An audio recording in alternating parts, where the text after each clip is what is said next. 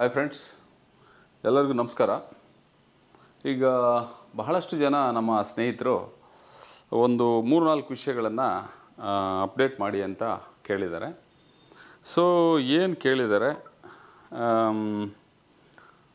ಮತ್ತು ಹೇಗೆ ನಾವು ಇದನ್ನು ಅರ್ಥ ಮಾಡ್ಕೋಬೋದು ಅನ್ನೋದನ್ನು ಒಂದು ಸಿಂಪಲ್ ನಾನು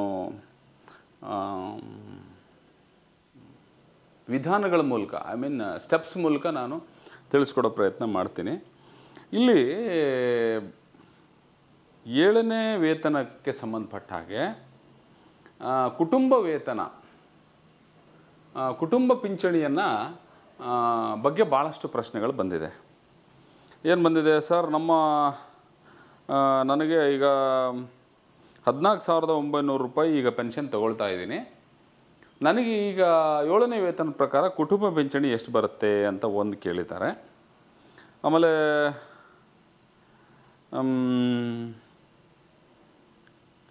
ನಿವೃತ್ತಿ ನೌಕರರ ಪರವಾಗಿ ಮಾನ್ಯ DCR ಸರಿಪಡಿಸಲು ಒತ್ತಡ ಹಾಕಬೇಕು ಅಂತ ಹೇಳಿದ್ದಾರೆ. ಪದ್ಮನಾಭ್ ಸರ್ನ ಕೇಳಿ ಅಂತ ಒಂದು ಮಾತು ಹೇಳಿದ್ದಾರೆ. ಆಮೇಲೆ ನನ್ನ ಬೇಸಿಕ್ಕು 58,250 ಇದೆ. ನಾನು ಜೂನ್ 2024ಕ್ಕೆ ರಿಟೈರ್ಡ್ ಆಗ್ತಿದ್ದೀನಿ. 34 ವರ್ಷ 10 ತಿಂಗಳು 28 ದಿನ ನಾನು ಸರ್ವಿಸ್ ಮಾಡಿದ್ದೇನೆ. ನೀವು ತಿಳಿಸಿರುವ ಬೇಸಿಕ್ ನನ್ನ 2 ತಿಂಗಳ ವ್ಯತ್ಯಾಸದಲ್ಲಿ ಸುಮಾರು 15 ಲಕ್ಷ DCRG ಕಮ್ಯುಟೇಷನ್ನು ನಷ್ಟ ಆಗುತ್ತೆ. ಇದು ನ್ಯಾಯವೇ? ಪರಿಹಾರ ತಿಳಿಸಿ ಅಂತ ಹೇಳಿದ್ದಾರೆ. ಈಗ ಸರ್, ಇದಕ್ಕೆ ಸಂಬಂಧಪಟ್ಟ ಹಾಗೆಯೇ ಈಗ ಆಲ್ರೆಡಿ ಏನು ನಮ್ಮ ನಿವೃತ್ತ ನೌಕರರು ಇದ್ದಾರೆ, ಅವರು ಆಲ್ರೆಡಿ ಒಂದು ಫೋರಮನ್ನು ಮಾಡಿಕೊಂಡು ಈ ಬಗ್ಗೆ ಮಾನ್ಯ ಮುಖ್ಯಮಂತ್ರಿಗಳಿಗೆ ಮನವಿಯನ್ನು ಸಲ್ಲಿಸುವಂಥ ಒಂದು ಪ್ರಕ್ರಿಯೆಯಲ್ಲಿ ತೊಡಕೊಂಡಿದ್ದಾರೆ ಅನ್ನುವಂಥದ್ದು ನನಗಿರುವಂಥ ಒಂದು ಬೇಸಿಕ್ ಇನ್ಫಾರ್ಮೇಷನ್ನು. ಸೊ ಇದು ಒಂದು. ಆಮೇಲೆ ಸರ್ ನಮಸ್ಕಾರ, ನಾನು ಪೊಲೀಸ್ ಇಲಾಖೆಯಲ್ಲಿದ್ದೇನೆ. 30 ವರ್ಷ 7 ತಿಂಗಳು ಆಗಿದೆ. DCRG ಕಮ್ಯುಟೇಷನ್ನು ಮತ್ತು ನನಗೆ ಬೇರೆ ಬೇರೆ ಬೆನಿಫಿಟ್ಗಳೆಲ್ಲ ಏನು ಸಿಗುತ್ತೆ ಸರ್? 42,000 ನನ್ನ ಬೇಸಿಕ್ ಇದೆ ಅಂತ ಕೇಳಿದ್ದಾರೆ. ಸರ್, ನಾನು ಈ ನಿವೃತ್ತಿ ಆದರೆ ಏನೇನು ನಿಮಗೆ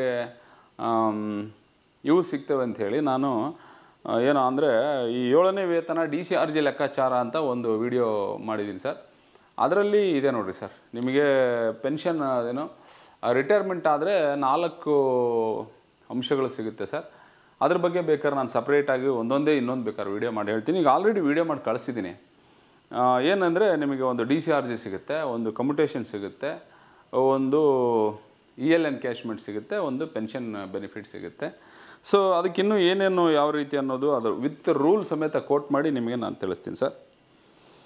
ಆಮೇಲೆ ಸರ್, ನಾನು 1/24ಕ್ಕೆ ನಿವೃತ್ತಿ ಹೊಂದಿದ್ದೇನೆ. 19,522 ನನ್ನ ಬೇಸಿಕ್ ಇದೆ.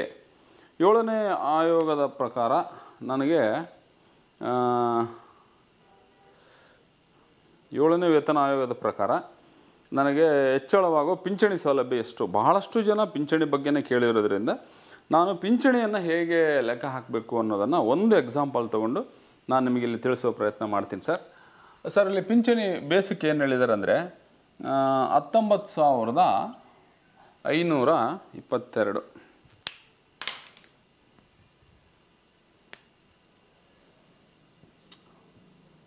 19,522 ರೂಪಾಯಿ ಬೇಸಿಕ್ ಇದೆ. ಬೇಸಿಕ್ ಯಾವಾಗ ಅಂದರೆ 30/6/24ಕ್ಕೆ 30/6/24ಕ್ಕೆ. ಈಗ 30/6/24 ಅಂದರೆ ಇದು ಆಗಸ್ಟ್ ತಿಂಗಳು. ಈಗಾಗಲೇ 2 ತಿಂಗಳಾಗೈತಿ ಇವರು ರಿಟೈರ್ಡ್ ಆಗಿ. ಜುಲೈ 1 ತಿಂಗಳಾಯಿತು. ಇದು ಆಗಸ್ಟ್ ರನ್ನಿಂಗ್ ನಡೀತಾ ಇದೆ. ಈಗ 19,522 ಬೇಸಿಕ್ ಇದೆ. ಇದು ಹೇಗೆ ನನಗೆ ಪೆನ್ಷನ್ ಎಷ್ಟು ಬರುತ್ತೆ 7ನೇ ವೇತನದ ಪ್ರಕಾರ ಅಂತ ಕೇಳಿದ್ದಾರೆ. ಯಾಕಂದರೆ ಇವರು ಆಲ್ರೆಡಿ ಇದು ಯಾಕೆ ಕೇಳಿದ್ದಾರೆ ಅಂದರೆ 7ನೇ ವೇತನ ನಮಗೆ ಅನೌನ್ಸ್ಮೆಂಟ್ ಆಗಿದ್ದು ಲಾಸ್ಟ್ ಮಂತು. ಬಟ್ ಇವರು ಆಲ್ರೆಡಿ ಪೆನ್ಷನ್ ಪೇಪರ್ಸ್ನ ಕಳಿಸ್ಬಿಟ್ಟಿರ್ತಾರೆ. ಯಾವಾಗ ಅಂದರೆ ಈಗ ನೋಡಿ 36/24ಕ್ಕೆ ರಿಟೈರ್ಡ್ ಆಗ್ತಾರೆ ಅಂದರೆ ಇವ್ರ ಪೆನ್ಷನ್ ಪೇಪರ್ಗಳು ಏಜಿಗೆ ಮಾರ್ಚಲ್ಲೇ ಹೋಗ್ಬಿಟ್ಟಿರುತ್ತೆ, ಮಾರ್ಚ್ ಅಥವಾ ಏಪ್ರಿಲ್. ಯಾಕಂದರೆ ಬಿಫೋರ್ 3 ಮಂತ್ಸು ಪೆನ್ಷನ್ ಪೇಪರ್ನ ಗೌರ್ಮೆಂಟಿಗೆ ಕಳಿಸ್ಬೇಕು ಅಂತ ರೂಲ್ ಇದೆ. ಹಂಗಾಗಿ ಅವ್ರು ಕಳಿಸಿರ್ತಾರೆ. ಒಂದು ಈ ಥರ ಕೇಳಿದ್ರೆ, ಮತ್ತು ಈ ಥರ ತುಂಬ ಪ್ರಶ್ನೆಗಳು ಬಂದಿದೆ. ಇದೇ ಥರ ಬೇಸಿಕ್ ಇಷ್ಟಿದೆ, ನನ್ನ ಕುಟುಂಬ ಪಿಂಚಣಿ ಎಷ್ಟಾಗುತ್ತೆ ಅಂತ ಈ ಸ್ಲೈಡಲ್ಲಿ ಇದಿಷ್ಟಕ್ಕೆ ನಾನು ಫೋಕಸ್ ಮಾಡ್ತೀನಿ. ಉಳಿದ ವಿಷಯಗಳು ಏನೇನು ಹೇಳಿದ್ದಾರೆ ಅಂತ ಅದನ್ನು ಇನ್ನೊಂದು ಎಪಿಸೋಡಲ್ಲಿ ನಾನು ತಿಳಿಸ್ಕೊಡೋ ಪ್ರಯತ್ನ ಮಾಡ್ತೀನಿ.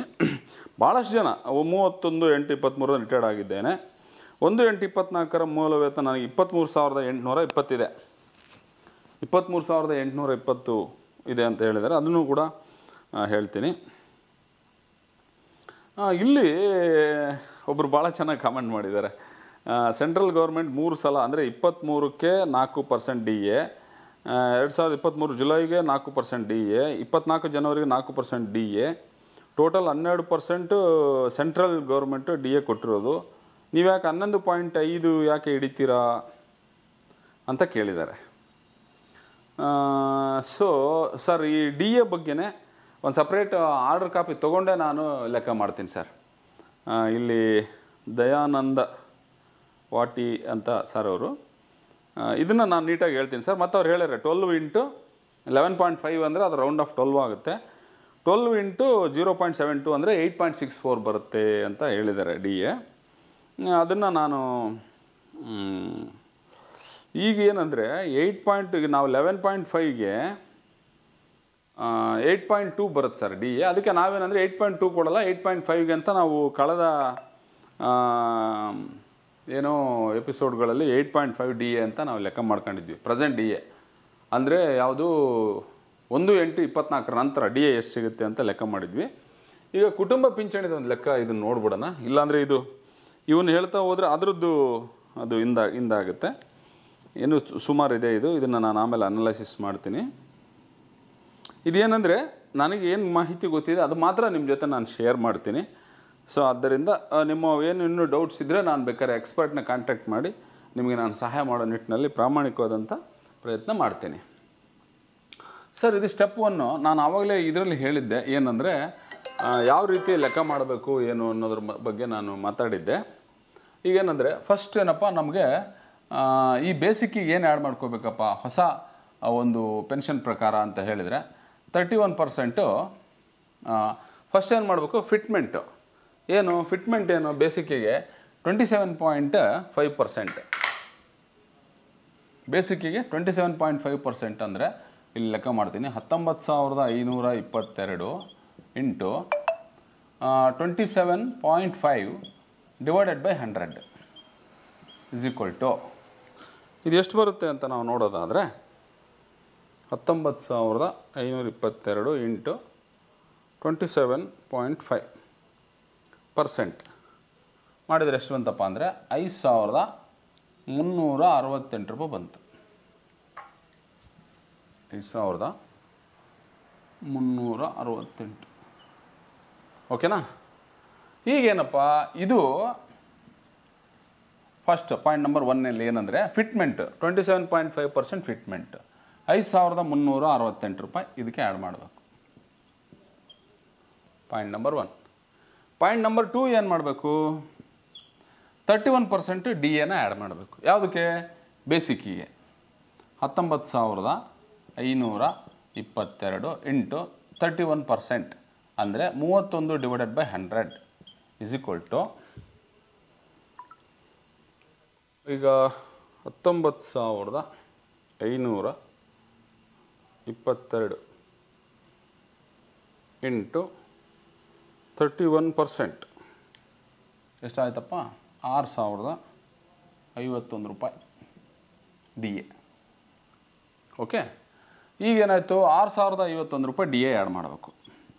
6,051 ರುಪೀಸ್ DA. ಓಕೆ, 2 ಪಾಯಿಂಟ್ನ ನಾವು ಆ್ಯಡ್ ಮಾಡಿದ್ವಿ. ಈಗೇನಾಯಿತು? ಈಗ ನಮಗೆ ಹಿಂದೆ ಕೊಡ್ತಿದ್ದಂಥ ಬೇಸಿಕ್ಕು ಪ್ಲಸ್ 27.5% ಫಿಟ್ಮೆಂಟು ಪ್ಲಸ್ 6,051 ರೂಪಾಯಿ 31% DA. ಓಕೆ, ಈಗ ಇದರಲ್ಲಿ ನೋಡ್ರಿ, ಇದು ಫಿಟ್ಮೆಂಟ್, ಓಕೆ, ಫಿಟ್ಮೆಂಟು. ಆಮೇಲೆ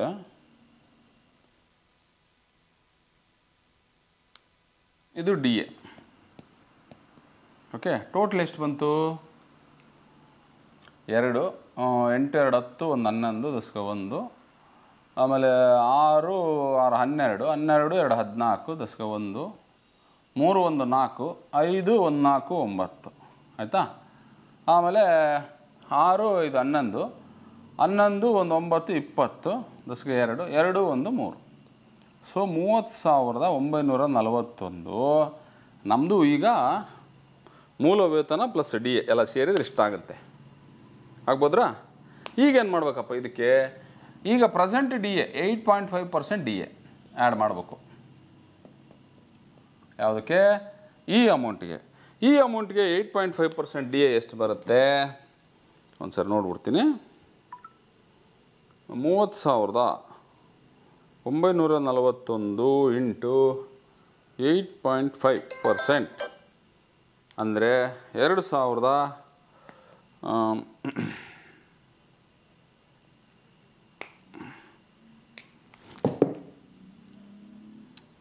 ಕಿತ್ಕೊಂಬರ್ತೈತಿ ಇದು ಪೆನ್ನು. ಓಕೆ, 30,941 ಇಂಟು 8.5 ಮಾಡಿದರೆ ಎಷ್ಟು ಬರುತ್ತಪ್ಪ ಡಿ ಎ? 2,629 ರೂಪಾಯಿ ಡಿ ಎ. ಯಾವುದೋ ಈಗ ಪ್ರೆಸೆಂಟ್ ನಮಗೆ ರಾಜ್ಯ ಸರ್ಕಾರ ಕೊಡ್ತಾ ಇರೋ ಡಿ ಎ. ಓಕೆನಾ? ಈ ಡಿ ಎ ಪ್ರೆಸೆಂಟ್ ಡಿ ಎನ ನಾವು ಆ್ಯಡ್ ಮಾಡಿದರೆ, ಈ ಡಿ ಎ ಯಾವುದಂದ್ರೆ ಇದು ಹಳೆ ಡಿ ಎ ನಮಗೆ ಹಿಂದೆ ಆಲ್ರೆಡಿ ಕೊಟ್ಟಿದ್ದು. ಈಗ 7ನೇ ವೇತನ ಪ್ರಕಾರ ನಮಗೆ ಲೆಕ್ಕ ಮಾಡಿದಾಗ ನಮಗೆ ಬರುವಂಥದ್ದು 11.5%. ಎಲ್ಲಿಂದ ಅಂದರೆ 1/7/22 ಇಲ್ಲಿವರೆಗೂ ಏನು ಡಿ ಎ ರೈಸ್ ಮಾಡಿದೆ ಸರ್ಕಾರ, ಅಲ್ಲಿ ಅದು ಏನಂದರೆ 11.5 ಬರುತ್ತದು. 11.5 ಅದನ್ನು 11.5ನ ನಾವು ಇಂಟು 0.72 ಮಾಡಿದರೆ ಇದು 11.5 ಏನಪ್ಪ ಅಂದರೆ ಕೇಂದ್ರ ಸರ್ಕಾರ 1 ರೂಪಾಯಿ ಕೊಟ್ಟರೆ ರಾಜ್ಯ ಸರ್ಕಾರ 72 ಪೈಸೆ ಕೊಡುತ್ತೆ ನಮಗೆ ಅಂತ, ಆ ಥರ ಆ ಲೆಕ್ಕ ಬರುತ್ತೆ ಅದು. ಓಕೆ, ಸೊ ಈಗ ಇದ್ರ ಪ್ರಕಾರ ಲೆಕ್ಕ ಮಾಡಿದರೆ ಎಷ್ಟು ಬರುತ್ತೆ? 8.5% ಡಿ ಎ. ಈ ಡಿ ಎನು ಲೆಕ್ಕ ಮಾಡಿದರೆ ಎಷ್ಟು ಬರುತ್ತೆ? ಇದನ್ನು ಟೋಟಲ್ ಮಾಡಿದರೆ 9 1 10 ದಶಕ 1 4 2 6 1 7 9 6 15 ದಶಕ 1 2 1 3 3 33,570 ರೂಪಾಯಿ ಈಗ ನಿಮ್ಮ ಕುಟುಂಬ ಪಿಂಚಣಿ ಬರುತ್ತೆ. ಆಗ್ಬೋದ್ರಾ?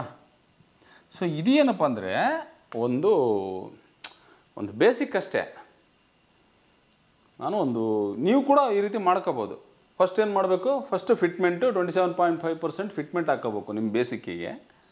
ಎರಡನೇದು ಏನು ಮಾಡಬೇಕು? 31% ಡಿ ಎನ ಅದಕ್ಕೆ ಆ್ಯಡ್ ಮಾಡ್ಕೋಬೇಕು.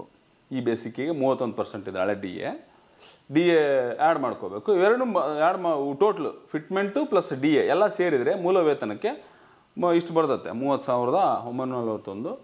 ಈ ಬೇಸಿಕ್ಕಿಗೆ ಈ ಟೋಟಲ್ ಅಮೌಂಟಿಗೆ ಈಗಿನ ಡಿ ಎ ಎಷ್ಟು? 8.5% ಡಿ ಎನ ಆ್ಯಡ್ ಮಾಡಿದರೆ ನಮಗೇನಾಗುತ್ತೆ? ಇಲ್ಲಿ ಟೋಟಲ್ಲು 33,570 ರೂಪಾಯಿ ಕುಟುಂಬ ಪಿಂಚಣಿ ಆ್ಯಸ್ ಆನ್ ಟುಡೇ ಡೇಟ್ಗೆ ನಾವು ತೊಗೊಳ್ಳೋಕ್ಕೆ ಎಲಿಜಿಬಲ್ ಅನ್ನೋದು ಒಂದು ಕ್ಯಾಲ್ಕುಲೇಷನ್ಸ್ ಅಷ್ಟೇ. ಇದೇ ಫೈನಲ್ಲು ಅಥವಾ ಇದೇ ಅಲ್ಟಿಮೇಟ್ ಅಂತ ದಯವಿಟ್ಟು ಯಾರು ಅನ್ಯತಾ ಭಾವಿಸ್ಬಾರ್ದು. ಭಾಳಷ್ಟು ಜನ ಏನಂದರೆ ಇದ್ರ ಬಗ್ಗೆ ತುಂಬ ಸ್ಪಷ್ಟವಾಗಿ ಎಲ್ಲ ವಿಷಯ ನನಗೆ ಕೇಳಿದ್ದಾರೆ. ಆದರೆ ಏನಂದರೆ ಸ್ಪಷ್ಟವಾಗಿ ನಾನು ಹೇಳಲಿಕ್ಕೆ ಅಥವಾ ಮಾಡಲಿಕ್ಕೆ ಸ್ಪಷ್ಟವಾದಂಥ ನನಗೆ ಆದೇಶಗಳು ಸರ್ಕಾರದಿಂದ ಬರೋವರೆಗೂ ನಾನು ಬಹಳ ನಿಖರವಾಗಿ ಇದು ಹಿಂಗೆ ಅಂತ ನಾನು ಗೆರೆ ಕೊರೆದು ಹೇಳೋದು ಕಷ್ಟ ಆಗುತ್ತೆ ಈ ಮೂಲಕ. ಆದ್ದರಿಂದ ದಯವಿಟ್ಟು ನಿಮಗೆ ನಾನೊಂದು ಐಡಿಯಾ ಕೊಟ್ಟಿರ್ತೀನಿ ಅಷ್ಟೇ. ಸೊ ಇದು ನಿಮಗೆ ಹೆಲ್ಪ್ ಆಗ್ಬೋದು ಅನ್ನೋ ದೃಷ್ಟಿಯಿಂದ. ಸೊ ಇಷ್ಟು ಇವತ್ತಿನ ವಿಷಯ ನೋಡೋಣ. ಉಳಿದಿದ್ದು ಈ ಡಿ ಎ ಲೆಕ್ಕಾಚಾರಗಳು ಯಾವ ರೀತಿ ಆಗುತ್ತೆ ಅನ್ನೋದು ಅದನ್ನು ಸಪ್ರೇಟ್ ಎಪಿಸೋಡ್ ಮಾಡಿ ನಾನು ನಿಮಗೆ ಕಳಿಸ್ಕೊಡ್ತೀನಿ. ಸೊ ಅಲ್ಲಿವರೆಗೂ ಥ್ಯಾಂಕ್ ಯು, ಟೇಕ್ ಕೇರ್, ನಮಸ್ಕಾರ.